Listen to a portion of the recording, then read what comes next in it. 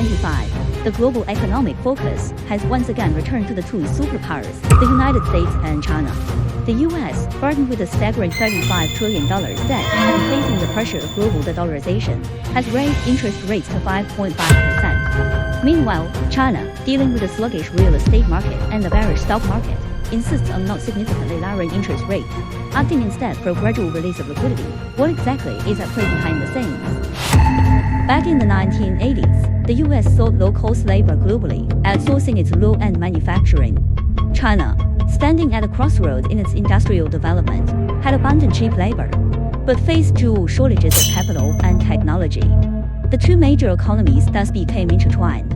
The US brought capital and technology, while China offered manpower and resources, launching a trade success story that lasted over 2 decades. US capital revitalized Chinese manufacturing, effectively alleviating China's deflationary pressures.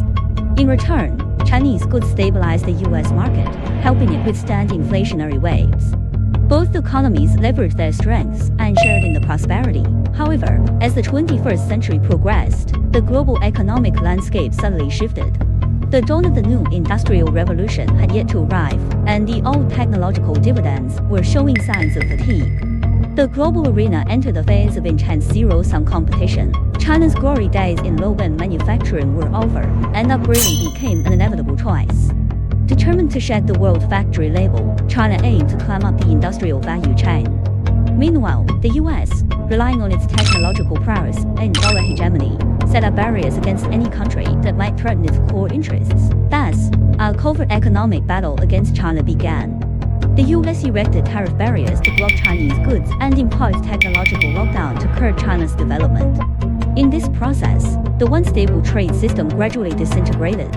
With China no longer absorbing its excess goods, the US's overissued currency saw its supply far exceed market demand, bringing inflationary dangers to the global economy.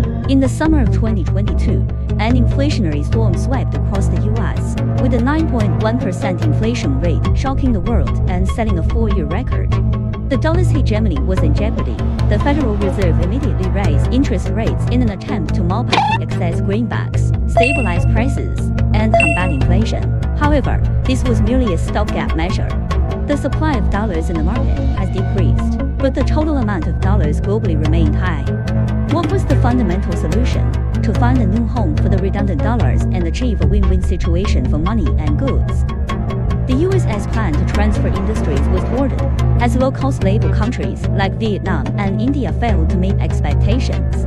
Meanwhile, China, after more than 2 decades of relentless progress, had ascended to the pinnacle of global industry, becoming a force to be reckoned with. Frustrated, the US unveiled its dollar-tight tactic, lowering interest rates to flood the market with dollars, inducing capital to flow into China to create asset bubbles, and then abruptly hiking rates to draw capital back to the US. This would cause Chinese asset prices to plummet, putting Chinese companies' capital gains at risk. The US aimed to take advantage of the situation and seize China's core assets at bargain prices.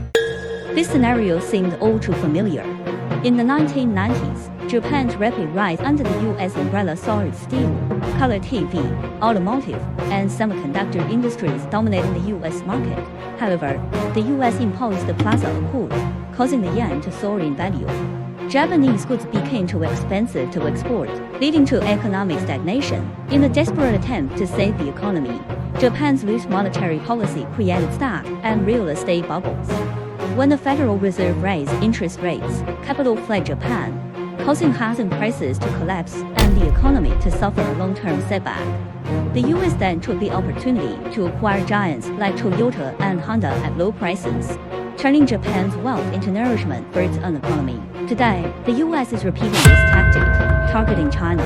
But China is no longer the same. Determined not to be a pawn in the US game, China is breaking through development bottlenecks and accelerating industrial upgrading. In the semiconductor field, China has achieved remarkable results in independent research and development, with 14 nanometers and 28 nanometers chips now mass-produced at a yield rate of 90% to 95%. New energy vehicles have also taken the lead globally, topping the world in production and sales for 9 consecutive years. Each technological innovation is solid evidence of China's independent and successful industrial upgrading. The US debt scale is on the brink of collapse, approaching the astronomical figure of $35 trillion. At the current interest rate, the annual interest burden is as high as $1.2 trillion. Further interest rate hikes could ignite the fuse of a debt crisis, plunging the U.S. economy into an irrecoverable abyss. In contrast, China, despite facing U.S. technological blockades, can still break through and emerge stronger. Time is a tightening curse for the U.S., but a catalyst for China. The longer the delay, the heavier the burden of U.S. interest rate hikes, while China's emerging industries have the potential to shine through adversity. As early as 2021, China took preemptive measures to burst the real estate bubble, releasing risks in advance. It also cooled down overheated sectors such as the internet, semiconductors, and healthcare, squeezing out asset bubbles. Meanwhile, China cautiously adopted a strategy of minor interest rate cuts to inject vitality into the economy. These measures aim to thwart the U.S. plot to manipulate domestic asset prices and create bubbles. As long as China holds its ground and denies the U.S. any opportunity, once the industrial upgrade succeeds, the economy will experience a second takeoff, and the financial market will be rejuvenated. At that time, the balance of power between China and the U.S. will fundamentally change, and the global landscape will witness an historic turning point. Follow us to gain more insights into global situations and macroeconomic trends, and stay at the forefront of the world economy.